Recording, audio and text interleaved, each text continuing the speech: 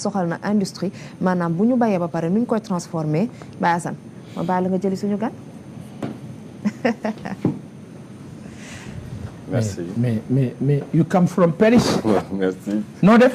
maa ngi nii rek. ana waa France. sant bu baax. ba agsi nga si jàmm. waaye egsi naa si jàmm. bisimilah. soxna Khoudia maa ngi lay nuyu. maa ngi lay delloo nuyu di la ziar. di la delloo ziar bu baax. yaa ngi doon seetaan Salim to depuis Paris. waaw souvent waaw. alhamdulilah alhamdulilah. mbégte lañ am dalal la. waaw man tamit le plaisir est partagé et aussi content bu baax ñëw sur les plateaux de la RTS. yaa ngi fi door a ñëw RTS. naroon naa fi ñëw mais dafa raté woon. lu tax. parce que jamono boobu dama doon indi Pape Diouf à Rufisque waroon ñëw émission Ambroise Gomis. waaw def publicité bi yàlla dogal bus bi tardé. oh. ñëw émission bi jeex. ah ça arrive. looloo tax dugguma RTS. tey la ko yàlla mais tutoon c'est un grand plaisir waaw. le plaisir est pour nous. ñu bàyyi la nga nuyoog téléspectateurs yi. waaw maa ngi nuyu seen téléspectateurs yi fu ñu mën a nekk di ñu seetaan et surtout seen web follow yi. gis naa ne léegi vous êtes trop présent sur le digital. et c'est bien donc ñu ngi gis un peu de changement. et c'est l'ensemble des détails qui font la perfection mais la perfection n'est pas un détail. ça c'est sûr. kon donc nag continuer à accumuler les détails. pour arriver à la perfection. incha allah dinañ accumuler détails yëpp ba daal di yegg nag ci li nga xamante ne moo di perfection même si la perfection est d'ordre divine. alors mu am lu am solo loo xamante ne ci ngay yëngu mu di wàllu mbay. lan moo tax demoo jaay comme ni ko nit ñi di defee commerce wala nga dem France nekk cadre wala ingénieur ci leneen. nga tànn mbay ak ni naaj bi safi. waaw bon précisément maa ngi sax ci deuxième volet bi maanaam mbay c'est le secteur primaire maa ngi ci transformation bi. sama usine est spécialisée pour transformer l'arachide en huile. mais transformation primaire laay def c'est-à-dire quoi bi ma ñëwee dama def étude de marché gis ne usines yu bëri ñu ngi fi di defar dëwlin. je me suis dit je vais pas les concurrencer parce que ça sert à rien de mettre de la tension sur le marché. ma noté un facteur bu primordial bu ñu am difficulté ñoom ñëpp. seen dëwlin dafa cher. yàlla dogal bitim réew ma jàng industrie nekkoon tamit dans une société qui faisait de l'huile de maïs. xam naa ni ñu koy defaree. bi ma ñëwee ma lire benn rapport Banque mondiale bu ne Afrique 75% de seen produits yi est impacté par le transport. yàlla dogal tamit ma def transport logistique supply chain. donc j'ai trouvé la solution nan la dëwlin bi mën a ñëwee ci usine bi te du cher. donc je me suis dit je vais pas faire de l'huile pour concurrencer mais je vais produire moins cher pour que ñoom ñu mën a jaay. dans ce cas ñun ñëppay jàppalante on continue à survivre. dans ce cas lan moo nekkoon sa problème ak Sonacos. waaw problème bi bon souvent nag les gens le mélangent des fois ñu wax c'est un problème personnel mais c'est pas un problème personnel parce que man jadis un DG de la Sonacos m'avait pris pour que ma defal ko ab consultance ci benn prestation bu mu doon deflu di ko externaliser. ma prouver ko avec des documents won ne ko ne ba d'ailleurs man sax si projet boobu laa bokkoon maanaam dañ ma doon jox may def liggéey boobu. ma ne ko lii da nga ci doon perte xaalis. d'après les évaluations on perdait des milliards. bon ma ne ko lii ak lii moo tax ngay def moo tax nga perdre des milliards bi ma demee mu boole ma une équipe technique j'ai déchiffré il a vu qu'il perdait des milliards. bon ma ne ko nag boo ko bëggee def nii ak nii ngay jaar.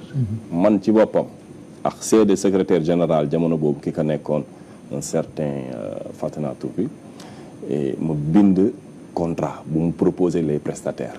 prestataires yi bi ñu ñëwee bi ñu liiree contrat bi dañoo bañ. parce que dama fàtte yoonu yooyu luubal yëpp. ñu ne lii duñ ko nangu. ma ne ko boo defee lu mooy lii da ngay perte. donc léegi nag par la suite la stratégie que j'avais développée sur le rapport que j'avais donné avait bénéficié le DG et son frère. ñu jaar fa donc di accumuler les bénéfices yi nga xam ne moo fa nekk parce que son frère était DG. muy profité wu ci largesse boobu di am bon supposons on dit 15 francs par kilo qui te fait 15 millions tous les 1000 tonnes. donc je trouvais ça anormal et j'ai dénoncé parce que j'avais des preuves de ce que j'avançais parce que j'ai dama topp frère bi avec toutes les sociétés qu'il avait gis les transactions bancaires bi mu doon def gis les yor ay vidéos yu mu doon def transactions ay chinois. donc ils étaient pris la main dans le sac donc ils pouvaient pas retourner en arrière mais man sama objectif c'était pas un objectif politique parce que si c'était politiquement donc mënoon naa def yeneen affaire mais ce qui m'intéressait c'était de dire ça c'est pas normal c'est pas juste il faut le changer. alors gis naa direction bi tamit ñu def sortie ne li ñu rejeté sa proposition frustration moo tax. non xam nga foofu confusion la. xam nga rejeté wuñu sama proposition direction bi dafa maa jël ne ma jàngalal ma wan ma nan laay def pour bañ xam nga ba léegi proposition amu fa ndax proposition bi en fait j'ai rencontré le DG jamono boobu muy Modou Diagne Fada à Paris. ma ñëw proposer que le service de prestation. mu ne ma vraiment tu m'as séduit mais su ma la joxee bu keneen ñëwee foog ma jox. donc pour cette raison mënuma laa jox. loolu j'ai été clair. mu ne ma nag par contre mënuma la bàyyi nga dem. il faut que nga dimbali ma comme dama bëgg a externaliser nga dimbali ma nu may def ba duñ ma nax. kon donc waxi prestation directe mag Sonacos tëb na. léegi nag lan moo fi taxaw mooy Sonacos daf ne ma kaay dimbali ma nu may bindee ab contrat ba duñ ma nax. kon xam nga Sonacos daf ma jël ba sax war ma fay 2 millions ils m'ont jamais payé donc d'ailleurs je le réclame pas au passage léegi mu ñëw ne ma voilà donc tu me fais un rapport ma def rapport bi mu boole ma l'équipe technique boole ma le secrétaire général jamono boobu ma jox ko mu lire ko mu ne ma c'est super bah ils sont pas revenus c'est leur droit mais ils n'ont pas le droit de dire que de dama fa doon ut si marché non dama ut si marché au premier temps ñu jox ma une raison X ne ma mënoo ko am parce que bu ma la joxee foog ma jox kële mais par ailleurs il faut que nga nekk suñu conseil. ñu utiliser la quoi. Voilà donc fii on n'est pas en train de parler de frustration parce que j'ai perdu quelque chose d'ailleurs bi ñu waxee loolu 2 ans après laa door a wax malversation boobu am foofu. kon xanaa si j'étais frustré waroon naa ko wax 2 ans auparavant. donc ça n'a pas de sens. mu ngoog Baye Assane wax na. moi quand je vois Alpha comme ça di wax parce que xam nga Sénégal ñu doon am benn cat ñun du ñu jàng nit. du ñu xam nit du ñu gëstu nit. dañuy gis nit ñi rek ci considéré ko. un Alpha aujourd'hui su ma xoolee man benn affaire moo ñëw sama xel. xam la mu doon Alpha dafa am benn urgence bu am ci Sénégal. Il y a une semaine on en a parlé ici. Un nommé Bill Gates. ak soxnaam Melinda Gates. non tas nañ waaw nekkatul exam waaye ñu nga ak seen fondation. ñu ngi dox ay jéego fii ci Sénégal ba gisee suñu ay autorités. est-ce que mën nga wax Sénégalais yi ñuy déglu parce que temps amul ci point boobu est-ce que c'est une bonne chose ou pas. doxuñu jéego ko ñu ngi fi ba pare. waaw.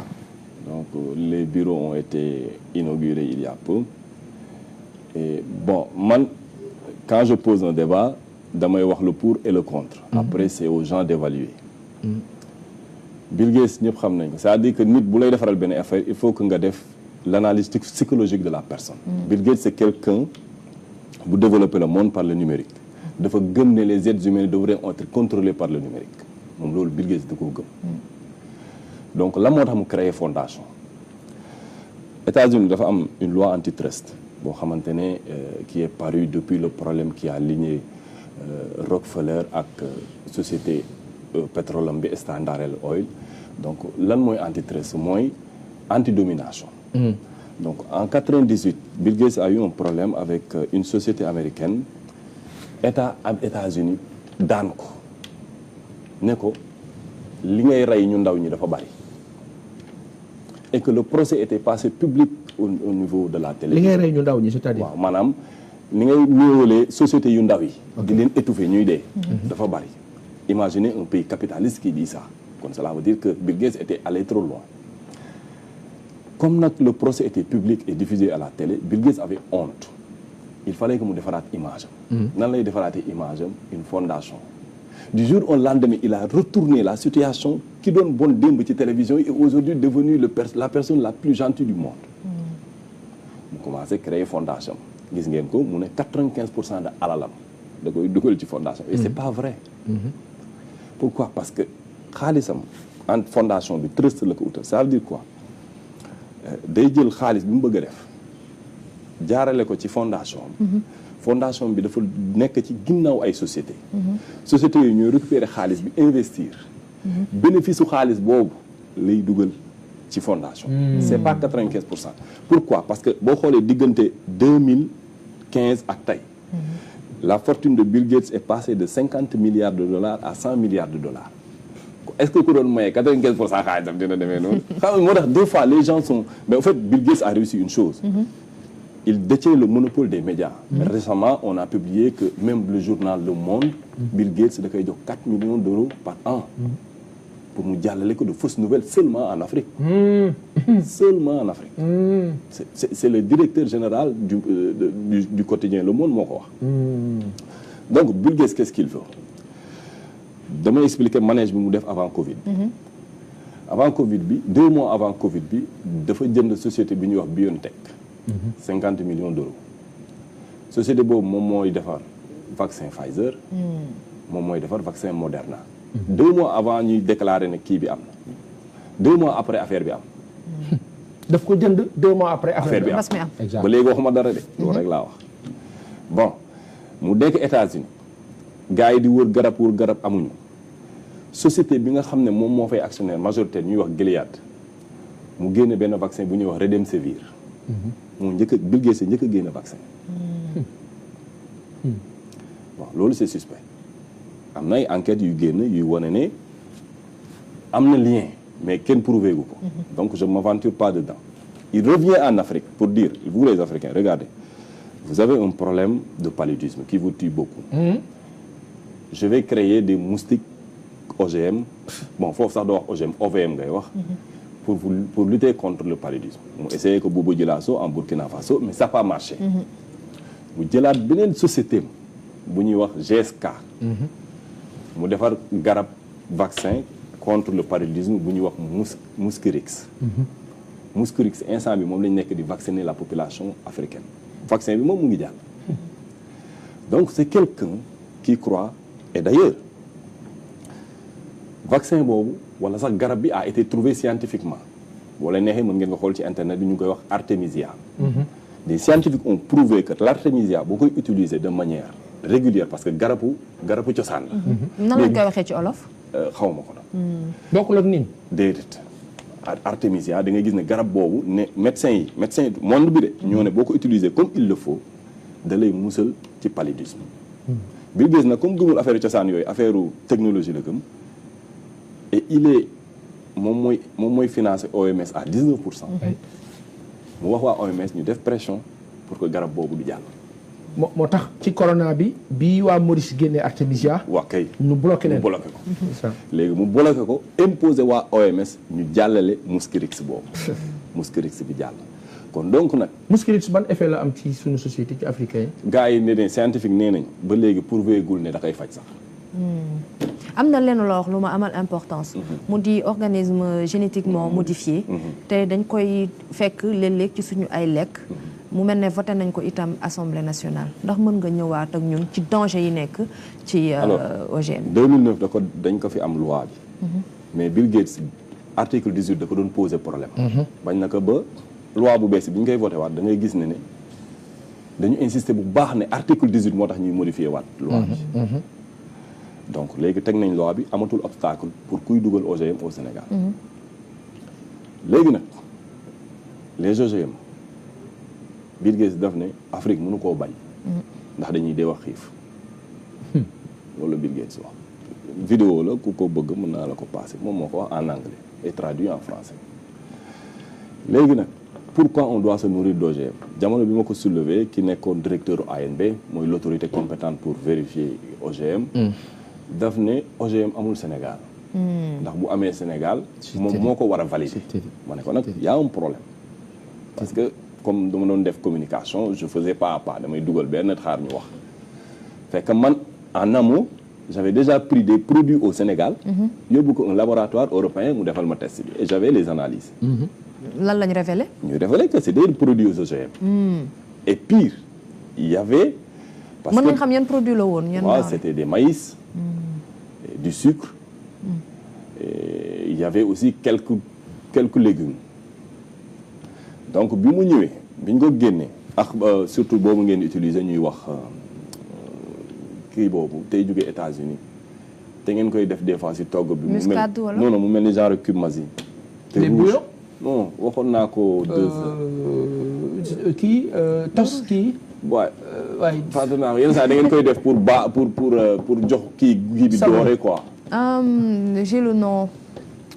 eggali sa kii dinaa la ko wax léegi. donc États-Unis lay jógee et loolu j'avais analysé et j'ai prouvé scientifiquement que c'était des OGM. donc léegi nag ma ñëw ma directeur AMB y a un problème parce que le décret dit balaa may dugal produit bi ci dëkk bi yow da nga ma war a jox autorisation. mais comment ça se fait mu dugg ci dëkk bi te jox autorisation. c'est ça sauce soja super. donc du coup léegi comment mu dugg ci dëkk bi te yow joxoo ma autorisation te affaire baa ngi ci dëkk bi. ma ne ko nag ça pose problème. mais depuis ba léegi bi ma génnee analyse yi personne n'a plus parlé dans l'omerta totale. mais c'était pas ñi fi nekkoon nii c'était ñi fi jóge. voilà donc pour dire que ne les produits OGM ba bi may mujjee xam ñu ngi. au Sénégal ñu koy consommer fii di ko lekk. waaw les industries agrobétail. ku fi importer soja jëlee ko Argentine c'est des OGM. te ñu ngi koy jënd bu baax maïs bi c'est des OGM. donc du coup kon le produit est réellement ici donc léegi nag pourquoi celui qui devait autoriser mu dugg n'a pas autorisé te produit yooyu mu ngi ci biir dëkk bi. c'est quoi le danger de la loi OGM bi Macky Sall voté lu ak Assemblée nationale bi rapidement. projet de loi xam nga projet de loi boobu déjà il est pas bon. da sax dootu projet de loi la sax. parce que déjà projet de loi bi ñu sukkandiku pour def ko c'est du faux. li ñu ci bind yëpp du dëgg d'ailleurs le premier ministre Ousmane Sonko bi muy def sa tournée Ziguinchor jam élection législative yi passé moom moo ma joxoon doole sax sama combat am na vidéo bu muy wax Bill Gates ak OGM baaxuñu. donc pour dire que ne aujourd'hui cette loi est facilement attaquable si on veut. donc maintenant ils ont fait une loi de 173 articles donc qui n'est pas bien pour nous man jamono bi ñuy def nañ émission ma dem professeur bi gën a mag ci loolu muy Pierre-Éric Sellareni je suis allé le rencontrer et aujourd'hui il a beaucoup de procès avec Bill Gates qu'il a tout gagné yëpp la gagné. mais bëgg naa nag nga insister bu baax ci danger yi nga xamante ne moom la OGM yi am ci suñu yaram maanaam sauce soja boobu. su ma ko defee ci sama ginaar togg ko ci sama four ma lekk ko mu dem ci sama biir lan lay def ci sama wér gu yaram. alors Pierre-Éric Sellareni étude bi mu def 3 ans. nee na OGM boo koy lekk de manière constante day rey. La parole d'un professeur je te donne. Et des vidéos sont là. Deuxième bi les cas les plus visibles yu ñuy gis. des tumeurs cancérogènes. jigéen la gën a yab perturbation de ses hormones. c'est-à-dire problème de menstrues et cetera. donc cancer du sein cancer du col de l'utérus diabète tous les maladies chroniques. donc les OGM c'est de la technologie c'est pas de l'alimentation. boo demee Argentine c'est le ministre bi chargé de la science. moom moo géré OGM. boo ñëwee fii OGM. c'est pas le ministre de l'agriculture c'est le ministre de l'environnement.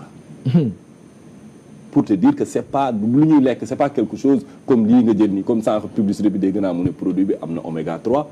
c'est de l'huile essentielle parce que suñu corps mënuñ ko defar effectivement mais c'est pas des produits que tu trouves dans les OGM. donc du coup c'est un produit dangereux parce que c'est de la technologie. man je suis convaincu et j'ai des preuves pour démontrer ça. kon nag ñu bàyyi ci xel. pourquoi Bill Gates. Pa Assane war nañu wax tamit ci Sénégal horizon 2050 de. waaw industrialisation mais soxna si boo nekkee ci danger da ngay wax danger. di nga ci wax parce que loolu moom mën nañ ci wax tout le temps mais le danger aujourd'hui quand Bill Gates dit dañu war a wàññi nit ñi ci àdduna bi. il est convaincu. léegi quand quelqu'un dit ça dañu war a wàññi nit ñi ci àdduna te du yàlla du yonent yabaate xam nga benn la. boo ci tegee nag léegi muy ñëw Afrique ak ñoom ni ñuy considérer Afrique ñu ne la dafay ñëw installé wu Sénégal. ak nguuru Sénégal bu bees bii nga xam ni wax nga ko léegi kii di premier ministre Ousmane Sonko gëmul Bill Gates dénoncé na ko on ne comprend pas qu'est-ce qu'il faut dire aujourd'hui à l'État du Sénégal. bon man je vais pas trop du ma am lu bëri lu ma leen xam nga lu tax yàlla dafa dogal bi ñuy xamante ci OGM la ñu xamante. plateau Walfadjri. exactement. ñun 5 ñi fa toogoon. oui. tey 4 yi xaw ma 3 yi ñu ngi ci nguur gi. te ànduñu woon ak Bill Gates. ànduñu woon ak le professeur Omar Diagne. jour boobu yàq na fa lu mel ni xamee Macky Sall bi nga xam ne moo ko facilité sa rencontre en 2017 à Montréal. exact kon donc man du ma nekkaat fii nekkaat dans la même position de li ma doon wax démb ñi ma doon waxandool démb tey yéen a ngi ci biir vous avez vu que Bill Gates est entré si vous ne dites rien moi je dirai rien. ce que je peux mooy informer juste nag sans mettre tort à personne et ce que j'ai fait et je m'en arrête là. dañuy des ak ñoom ñi nga xamante ne ñoo falu bees gis nañ ñu proposer benn plan de stratégie boo xamante ne amaan na bu ñu ko toppee dinañu am koom-koom wàllum économie te industrialisation boobu ñuy def ci secteur agronomie bi war naa mën a propulser li nga xamante ne moo di économie Sénégal nga ñëw ak ñun rek ci ban sens lañ ko mën a utiliser comme moteur pour mën cee génn. Bon, l'idée elle est bonne.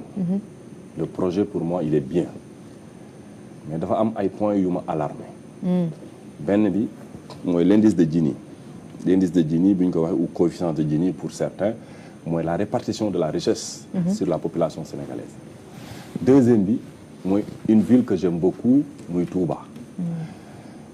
Sur référentiel bi def ne d'ici 2050 Touba sera à 7 millions. C'est-à-dire que plus que Dakar. Touba n'a pas d'industrie. Touba n'a aucun projet économique et industriel. Touba bu du woon affaire spiritualité bi fa nekk da doon exploser. Parce que les gens ne peuvent pas continuer à vivre comme ça. léegi pour ñëw si moteur de croissance yi nga wax deuxième bi moom intéressé parce que sama domaine la muy l'industrie agroalimentaire dëkk bu développé foofu ngay stabiliser wu parce que mënoo jël secteur primaire nga transformer secteur secondaire transformer au secteur secondaire diggante primaire à secondaire nga teg fa exportateur bu jël yóbbu par exemple jëlal gerte gi jëlal par exemple le président Macky Sall en 2014 mu def un protocole liant les Chinois et l'État du Sénégal pour 10 ans gerte gu fi ñor jël leen yóbbu. toute l'industrie de l'huilerie au Sénégal décédée. kenn léegi nag ñu am ay problème de capital semencier loolu moo tax nga dégg chaque année nga dégg nit ñi baykat yi naan amuñu dañu am problème mu jiw. am problème mu rendement. mais foofu souvent mais loolu c'est une conviction personnelle dama ne gerte ak Sénégal kenn mënu régler problème bi. parce que daa wor. luy loolu. waaw kay est-ce que xam nga ne xaalisu gerte Sénégal. moo njëkk a financer une corruption institutionnelle et la destitution de Mamadou Dia. yes. nga xam nga loolu comment. Mamadou Dia. dafa gëm ñi nekk fii li ñu gëm daf ko gëmoon. bay agriculture transformation. endogène. waaye lii da ko doon dàq da doon dàq l'hégémonie sur de la France sur notre économie. da doon bañ l'économie arachidière. avant muy ñëw tubaab yi ñoo doon jël suñu gerte gi. à travers CFAO ak Lacoste beaucoup de sociétés françaises ñu am 3 piliers yu ñu doon def ci baykat yi. dañ doon jënd di jaay di leble. pourquoi leble parce que dañu yoroon ay magasins de consommation. mais le problème foofu. est que Mamadou Diallo avait vu que ne bu ñu lebalee baykat yi 100 francs baykat yi 200 la ñu war a fay. donc il s'endette.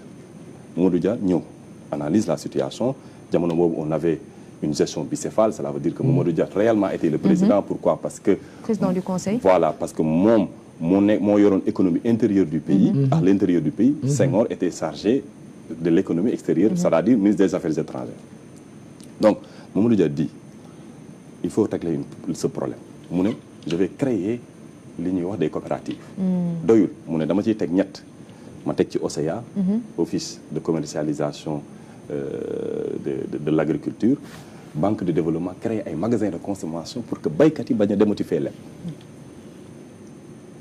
français yi ne lii garaaw na de.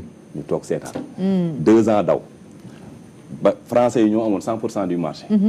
coopérative sénégalais yi après 2 ans raflé 75% du marché. yes. en 2 ans ils se sont partagés plus d'1 demi-milliard de dividendes. baykat yi commencé soxaliku. nous sommes en 61 62. 62 gars yi nag français yi ni saa yi kii ci daal la ñu lu def c'est normal c'est de l'économie. l'économie marche comme ça 10 000 bi nekk sa poche c'est parce que am na ko perte. c'est ça. keneen ki bu ko pertee day demaat ci beneen poche. yes. c'est comme ça fonctionne comme les français ont perdu dem nañ ci Sénégalais yi. maintenant leurs intérêts sont menacés.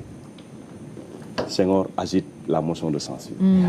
léegi nag la motion de censure qu'est-ce qui accélère la motion de censure. l'argent. exactement. il faut financer. le nerf de la guerre. le nerf de la guerre. kan mooy financer chef d'entreprise français yi. ñoom CFAO ñoom Lacoste ñoom Chavanel. ñëw taxaw génn 100 millions. de francs CFA teg ci table bi. jox ko le président de la chambre de commerce le président de la chambre de commerce dem tuuf ko les 47 députés. Senghor def Mamadou Dia def blocage au niveau de l'Assemblée nationale 47 yooyu daw làqatu kër Lamine Gueye voté la motion de censure. ñu daal di koy jiiñ coup d'état. ñu daal di koy jiiñ coup d'état. tëj ko mu ànd ak alors que moo amoon plus de pouvoir que le président de la République. tëj ko mu ànd ak coopérative bi ak tout li mu defaraloon. baykat yëpp daanu boobu bu léegi baykat yi si giw. metti na beneen affaire boo xamante ne junj nga ko ci. mu di que ne l'arachide est une culture coloniale. est-ce que culture coloniale mën nañu dundal ñun alors que ñu ngi nekk ci situation boo xamante ne ñi ngi jooy autosuffisance alimentaire. Régler la question de l'huile au Sénégal gën a yomb. des fois je le dis gars yi ne ma non li ngay wax mënta ne xam nga man dama ne mën na nekk ba pare jël leen caméra. ngeen jox ma gerte ñu ànd. diwlinu gerte mën na jar Sénégal 1200 francs TTC. litre bi du ma ko werante ak kenn ku ko bañ leen ma seede seen caméra yi nañu ànd ñu jox ma gerte gi ma génne ko. mënul jar moins. bon moins ça va être difficile. mais lan mooy gàllankoor kon Sénégal ba muy cher ci ñun. imagine Sonacos diwlinam litre bi 2000 lay jar. saa yi 5000 ku ñu ko jox dépense mu nar a jëndi diwlin 2000 francs. donc léegi nag 800 000 tonnes. voire 1 million de tonnes. ñu tënk temps bi xoj nañu lool. waaw kay 1 million de tonnes mooy defar liy régler le problème autosuffisance en huile du Sénégal. chaque at ñu ne ñu ñaata la ñu 1 million 500. ngay xullee chinois yi ñëw fii chaque année jël sa gerte yóbbu. gerte goo xamante ne yaa ko subventionné avec l'argent du Sénégal. mu dem ba bitim réew ñu defar ko pourquoi parce que la Chine c'est la première consommatrice mondiale de l'huile d'arachide. et l'huile d'arachide kii sànq wax ngeen ko seen produit oméga 3 moom dafa boole les 3 maanaam acide gras polyinsaturé ñett yëpp la boole oméga 3 oméga 6 oméga 9. bul xas suñu sponsor bi. non xasuma déedéet dama ne moom am na oméga 3. waaw ma ne comme nag nañ def comme moom. maanaam moom xam nga moom da ko cee dolli. wala mu wut ko feneen. mais gerte naturellement moom dafa am lu ëpp oméga 3. moom da cee am ñett. oméga 3 oméga 6 oméga 9. ok xam nga lu tax oméga boobu baax. maanaam. xam nga AVC mooy sa artère bi daa bouché. sa kii bi jàllul dem sa cerveau nga daanu. oméga 3 yi moom da koy fàttali. gerte gi. waaw. dégg ngeen loolu yéen. moom da koy fàttali. c'est le rôle moo tax moo huile d'olive ñu am essence parce que l'huile d'olive aussi a les mêmes propriétés. moo tax boo déggee des fois damay ree sax su ma déggee. ñuy préférer huile d'olive ak huile d'arachide. ah là là c'est les meilleurs. en termes de santé laa lay wax. c'est les meilleurs huile d'arachide moom. non huile d'olive moom nga yeewu. ut kaas. sotti ci moom def ci laaj naan. waaw AVC da lay. mbokk yi dégg